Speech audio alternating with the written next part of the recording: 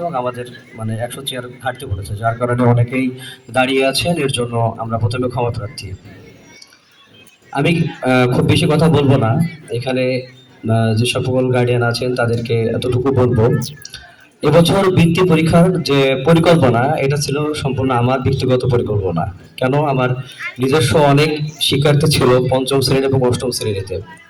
তাদের উদ্দেশ্যে আমি চিন্তা করেছিলাম, যেহেতু আমাদের এবছর ক্যান্ট পাবলিক, সেনা পাবলিক এবং বোর্ডের কোনো শিক্ষার্থী তারা সরকারি কোনো বৃত্তি পরীক্ষায় অংশগ্রহণ করতে পারছিল না, যার কারণে তাদের অনেকেরই এমন খারাপ হচ্ছিল এবং একটা আক্ষেপ ছিল। তো সেটার প্রেক্ষাপটে আমি চিন্তা করলাম যে যেহেতু আমাদের বাংলাদেশে ঢাকা এবং বিভিন্ন বিভাগীয় শহরে বেসরকারি শিক্ষা প্রতিষ্ঠানগুলো বৃত্তি পরীক্ষা নিয়ে থাকে। তো সেটার প্রেক্ষাপটে আমি চিন্তা করলাম যে এখানে এরকম একটা প্ল্যান করলে বা এরকম একটা বৃত্তি পরীক্ষা নিলে কেমন হয়। তো এরপর আমি আব্দুর রহমান স্যার এবং ঈশ্বর স্যারের সাথে একটা প্ল্যান করি। প্ল্যান করার পরে কোচিং সেন্টার মূলত নাম দিই, কারণ একটা প্রতিষ্ঠান দিতে গেলে কোনো একটা নাম লাগে এবং নামের প্রেক্ষাপটে আমরা কোনো একটা জিনিস তৈরি করতে পারি।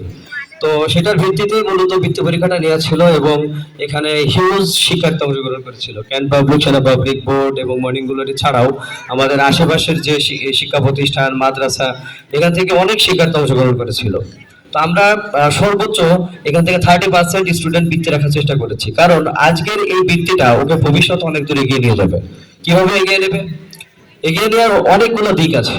যেমন এখানে আমার সামনে যে গার্ডিয়ানরা বসে আছেন, তাদের অনেক ছেলে মেয়ে আছে যারা এখনো বুয়েটে পড়ে, মেডিকেলে পড়ে, বিভিন্ন বিশ্ববিদ্যালয়ে পড়ে।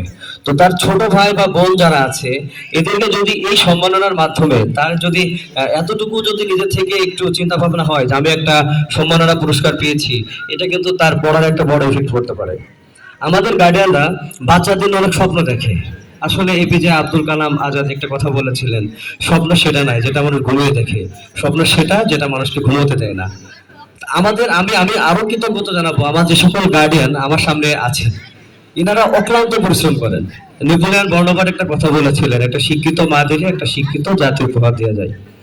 আমাদের গার্ডিয়ানরা আমাদের বাচ্চাদের সাথে যে সমন্বয় করে আমাদেরকে যে সহযোগিতা করেন, তার প্রেক্ষাপটে কিন্তু বাচ্চাগুলো ভালো রেজাল্ট করে। এখানে প্রায় 450-র অধিক স্টুডেন্ট বৃত্তি পরীক্ষা অংশগ্রহণ করেছিল, কিন্তু সেখান থেকে আমরা 171 জনকে বৃত্তি দিয়েছি।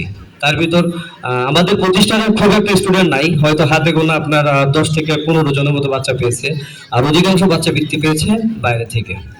আর আমি আরো অল্প কিছু কথা বলবো, সেটা হচ্ছে ভবিষ্যৎ গঠনে আমাদের বাচ্চাদের নিয়ে আমাদের আরো বিভিন্ন পরিকল্পনা আছে। যেমন এরপর আমরা বিতর্ক আয়োজন করতে পারি, বা আমরা গজল প্রতিযোগিতা করতে পারি, চিত্রাঙ্কন করতে পারি। আমাদের কোচিংয়েই পড়তে হবে এটা কোনো ফ্যাক্ট না, আপনারা যে কোনো প্রতিষ্ঠান থেকেই অংশগ্রহণ করতে পারবেন। আর